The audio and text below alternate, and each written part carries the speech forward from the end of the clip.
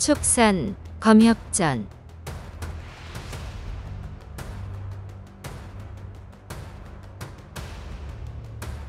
35화 한밤의 습격.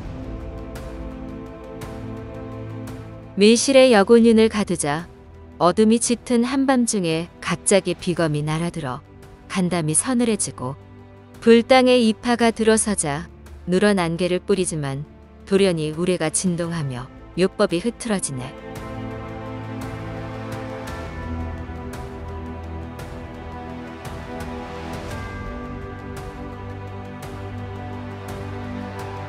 사실 이날 밤 자은사 습격을 계획한 아미파 후배 검협은 두 무리였다. 먼저 재금선 일행이 옥천관 부근 숲에 모였다.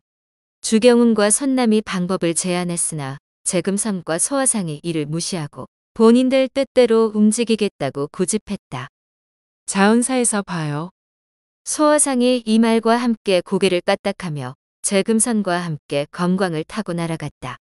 눈 깜짝할 사이에 자은사에 도착한 두 사람은 일단 경거망동하지 않고 상황을 살폈다.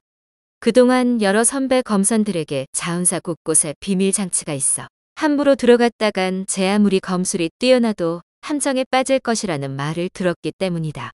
신중하게 오행생극을 살펴 자은사 중앙 무기토 위치에 자리한 전각의 용마루에 내려앉았다. 공교롭게도 이곳은 법원이 사람들을 모아 회의 중인 자은사 대전이었다. 법원은 효호를 비롯해 기다리는 조력자들이 오지 않아 걱정이 많았다. 이때 요일이 달려와 용비, 유종잠, 소련, 유연랑 등의 미향을 이용해 서국주를 밀실에 가두고 겁탈하려는 흉계를 꾸민다고 전했다. 정말 큰일이구나. 서국주도 서국주이지만 이렇게 원한을 맺으면 무당파 전체를 적으로 돌리게 될 수도 있어. 절대 안 돼. 법원이 대경실색하며 용비방으로 달려갔다. 허튼 짓을 당장 멈추도록 설득해야 했다. 재금선과 소화상이 대전 용마루에 내려앉은 것은 법원이 자리를 뜬 직후였다.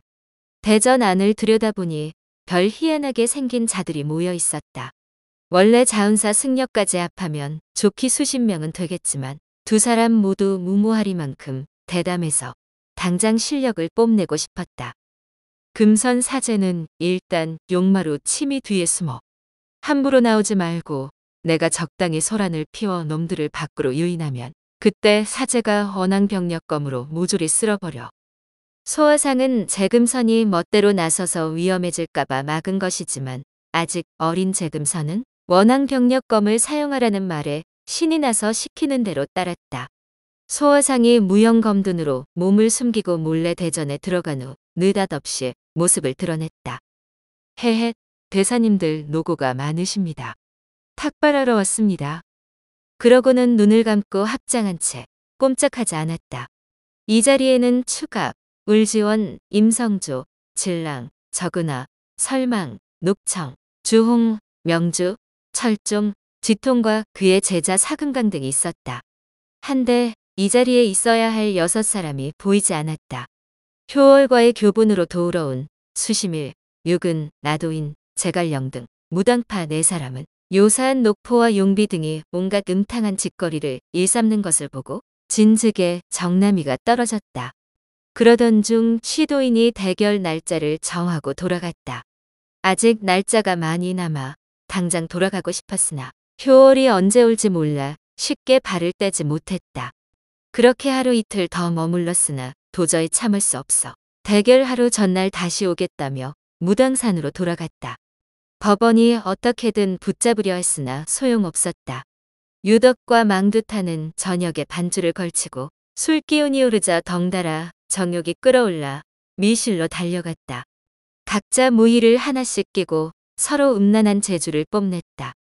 이렇게 6사람을 제외한 자은사 무리가 모여 앉아 한창 이야기를 나누는데 갑자기 소화상이 나타난 것이다. 처음에는 붉은 입술에 하얀 이를 드러내고 희죽거리는 소화상이 자은사 명성을 듣고 찾아온 동자생이려니 하고 크게 신경 쓰지 않았다. 지통은 소화상이 외부인임을 바로 알았지만 아미파 검선인 줄은 꿈에도 몰랐다. 저 녀석이 대체 언제 들어왔지? 조금 의아했지만 자운사에 묶는 행각승 중 하나일 테니 그저 멋대로 돌아다니다가 우연히 들어왔으려니 하였다. 한데 예의 없이 함부로 떠드는 꼴을 보니 기가 차서 헛웃음이 나왔다. 당장 체면에 동자승에게 화를 낼 수 없어 대신 사금강을 꾸짖었다.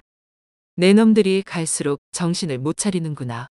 선배 검선들 말씀 나누는 자리에 어찌 동자승 따위를 함부로 대전에 들이느냐? 어서 쫓아라. 지통의 엄명에 해능이 제까닥 움직였다. 젖비린내도 가시지 않은 동자승이니 간단히 멱살을 잡아 끌고 나가 쫓아낼 셈이었다. 그러나 이 행동이 큰 화를 불러일으킬 줄은 꿈에도 몰랐다. 소화상이 지통의 말을 듣고 고개를 돌리자 덩치 크고 흉측한 화상이 다가왔다. 상대 실력을 정확히 알 수 없으니 확실히 기선을 제압하기로 하였다. 이때 지통은 뒤늦게 잘못되었다는 생각이 들었다. 몇 달 전 주운종이 도망치고 무태와 유덕이 습격을 당한 후로 일절 행각승을 받지 않았다. 더구나 여러 정각을 지나며 비밀 장치를 거쳐야 하고 중간중간 지키는 자도 많은데 어떻게 들어왔을까? 그러고 보니 녀석의 능글거리는 웃음이 작정하고 소란을 피우려는 비웃음으로 보였다. 아무래도 이상의 해능을 불러 세우려는데 이미 소화상을 잡아챈 후였다. 괜한 걱정이었구나 하며 마음을 놓으려는 찰나 날카로운 비명이 울렸다. 으악. 해능이 바닥에 나뒹굴고 소화상은 아무 일 없었다는 듯 합장한 채 나무와 미탑을 하고 읊조리고 있었다. 해능은 소화상의 멱살을 잡은 순간 어깨에 싸늘한 한기가 엄습하더니 뒤이어 참을 수 없는 고통이 밀려왔다. 싹둑 팔이 잘려나가고 복부에 강한 충격이 전해졌다. 너무 고통스러워 괴성을 지르며 대굴대굴 굴렀다. 붉은 피가 분수처럼 쏟아져 순식간에 바닥이 흥건해졌다. 무기는 보이지도 않았는데 해능의 팔이 잘려나가자 다들 어리둥절했다. 지통이 아끼는 제자의 부상에 크게 격분에 날뛰자 나머지 검선들도 다 함께 검광을 날렸다. 소화상은 당황하기는커녕 깔깔 웃으며 밖으로 휙 사라졌다. 지통과 검선들이 서둘러 쫓아나갔으나 휘영청 밝은 달이 빛날 뿐 소화상은 콧배기도 보이지 않았다. 사방을 두리번거리는데 대전 용마루에서 고함이 들렸다. 어이, 흉승 나부랭이들. 이 어르신이 상대해 줄 테니 어디 한번 덤벼보시지. 달빛이 밝아 용마루에 서 있는 아이가 똑똑히 보였다. 한겨울인데 반바지에 밑단을 수놓은 하얀 저고리 앞서풀 풀어헤쳤고 맨발에 집신만 신고 있었다. 머리를 양쪽으로 동그랗게 말아 올렸고 목에는 번쩍이는 금관이, 두 손에는 날카로운 보검 한 쌍이 쥐어져 있었다. 살결이 희고 매끄러워 관음 보살 앞에 꿇어앉은 선제동자 같았다. 지통은 문득 얼마 전 법원에게 들었던 제수명 아들 딸 이야기가 생각났다. 어리다고 약 보면 안 된다. 제 수명 아들놈이니 절대 놓치지 마라. 재금선이 검끝을 아래로 겨누고 붉은빛과 자줏빛 검광 두 줄기를 동시에 쏘았다. 순난이네 원앙병력검을 알아본 지통이 섣불리 나서지 않도록 모두에게 조심하라고 외쳤으나 이미 늦었다. 눈 깜짝할 사이에 임성조의 목이 날아갔고 질랑도 미처 피하지 못해 왼팔이 잘려나가자 미칠 듯이 비명을 질러댔다. 이둘 외의 나머지 사람들은 정신없이 검광을 날렸다. 지통이 수아에게 법원과 유덕을 불러오라고 명한 후 이를 악물고 맞섰다.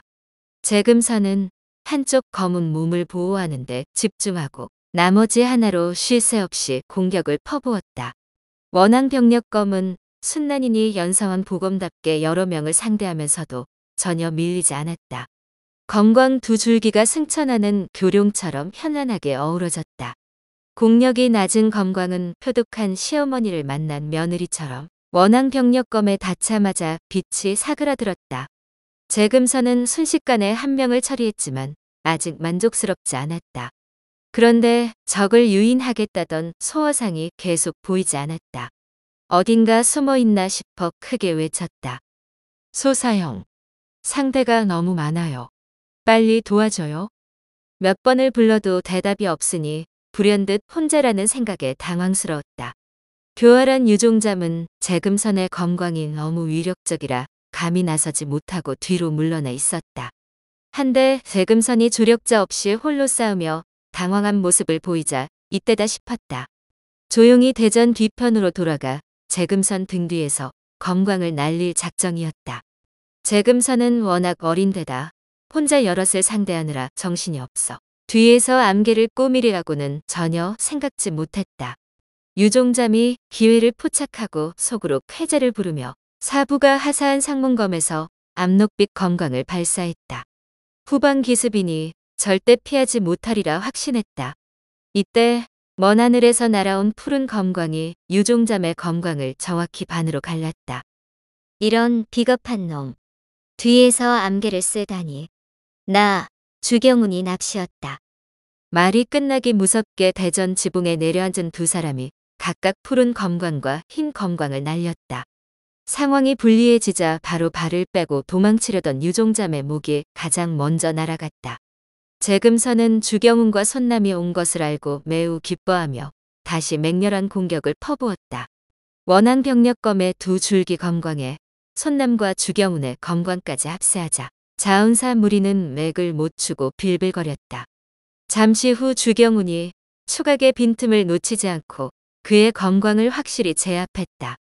추각이 당황하는 사이 손남이 측면으로 검광을 날렸다. 추각이 급히 몸을 날려 피하고 지통이 뒤늦게 검광 방향을 돌려 도우려 했으나 손남의 검광이 훨씬 빨랐다. 한쪽 팔이 잘려나간 추각이 괴성을 지르며 쓰러지자 주경운이 그의 검을 두 동강 내버렸다. 주경운, 손남, 재금선이 연이어 적을 쓰러뜨리고 득의양양할 때 벼락 같은 호통 소리가 들렸다. 아미파 애송이들아. 감히 여기가 어디라고 주제도 모르고 날뛰는 것이냐. 대전 뒤편 얼량문에 나타난 웬 흉승이 음산한 압록빛 검광한 줄기와 회백색 검광 8줄기를 날리더니 살기를 내뿜으며 대전 지붕으로 날아올랐다. 손남과 주경운의 검광이 흉승의 검광과 부딪히는 순간 빛을 잃었다. 두 사람이 당황한 사이 재금선이 다시 앞으로 나섰다. 원앙병력검은 사술의 끄떡도 하지 않기에 흉승의 검광이 전혀 두렵지 않았다.